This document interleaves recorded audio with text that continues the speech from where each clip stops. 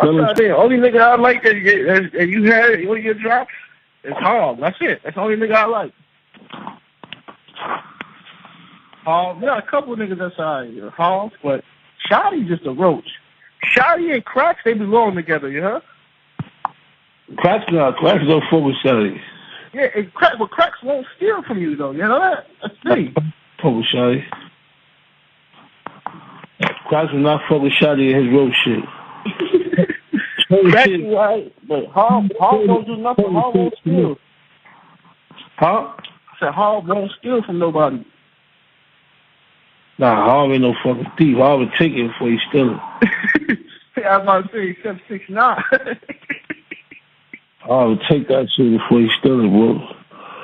Well, I thought, but he wasn't even taking it from 6ix9ine. He was just taking it. I mean, stealing from 6ix9ine, he was taking it. Yeah, he was taking it, but... Yeah, like he was sneak thief for the nigga. That's the stupidest thing. 6ix9ine should have just fucked with Hog and left Shotti alone. Shotti can't do nothing for him, bro. 6ix9ine, come on. 6ix9ine said, just listen and play his role. 6ix9ine shit just came with me, and he would have been alright, man. She just came with me and let me do the call. I should have listened to her with him.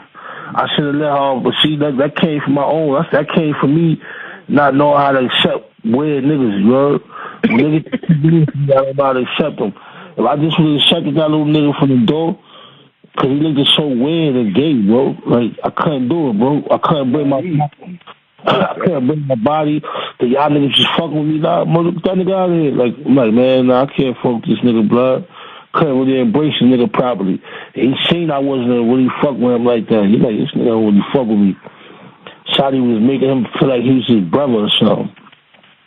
Shotti's a cockroach. Same shit Shotti was doing with me, yeah? Yeah, you the man, yeah, 6. Yeah. Like, I never need Shotti to tell me that, yeah? But Shotti used to... That, bro. I can't tell you, bro, like, if I feel that nigga a buster, bro, then that's what it is. I'm not gonna be like, hey, you know what? If niggas ask me like, yo, Shotti's your man, I'm like, nah, that was my cab driver one time. Oh, shit. That's it. That was my cab driver. That's crazy, man. He was roaching. A nigga with his cousins and all that. He used to come down to get to work. He was roaching his cousins, too. Yeah. And he took that work.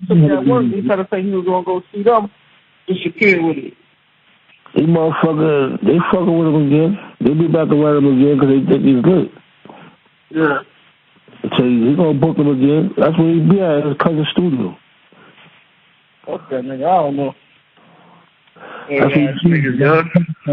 His cousin started complaining again, like, yo, man, this. I'm like, oh, man, you already know Shotti, man. We not going through this, bro. Like, don't call me. Like, know your cousin. That's your cousin, bro. Like, before any of us met him, he was your cousin, bro. Like, you're not doing this.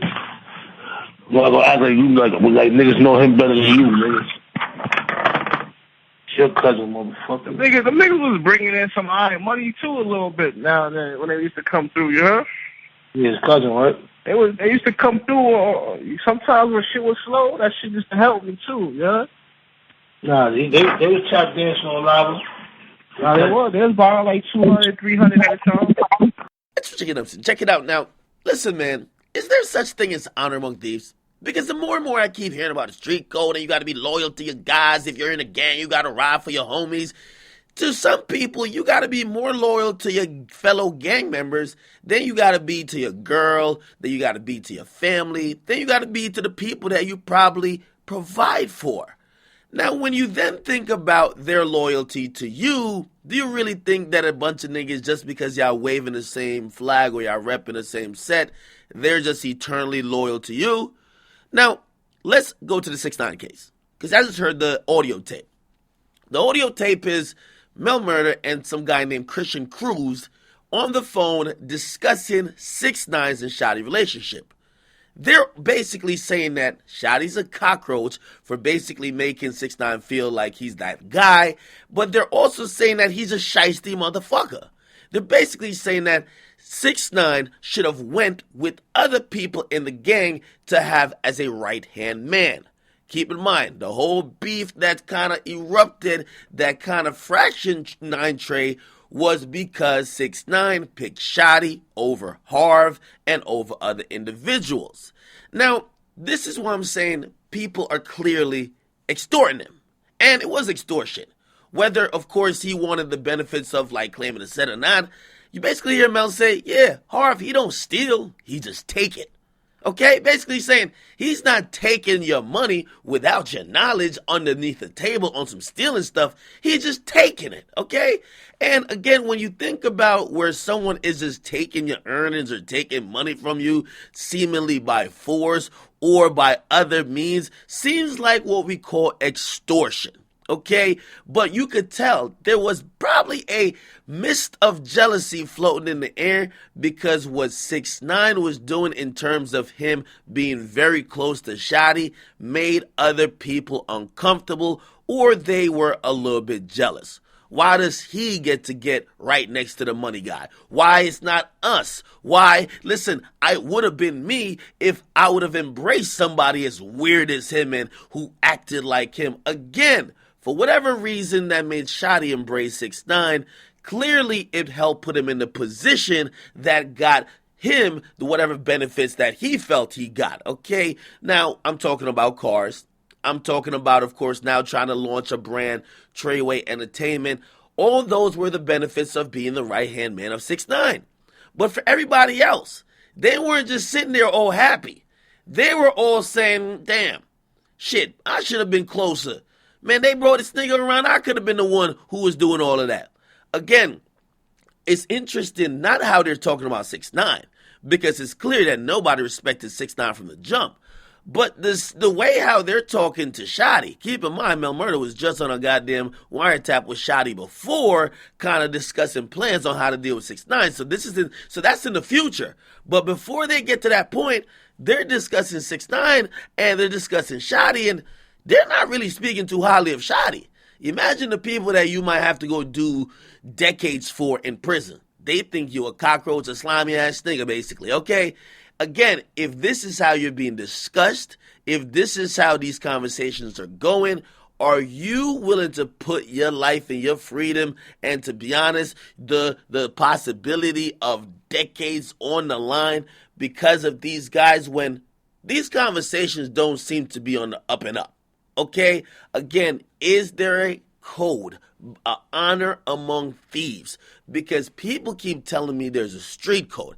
And again, I'm not in the street, so I'm just asking questions.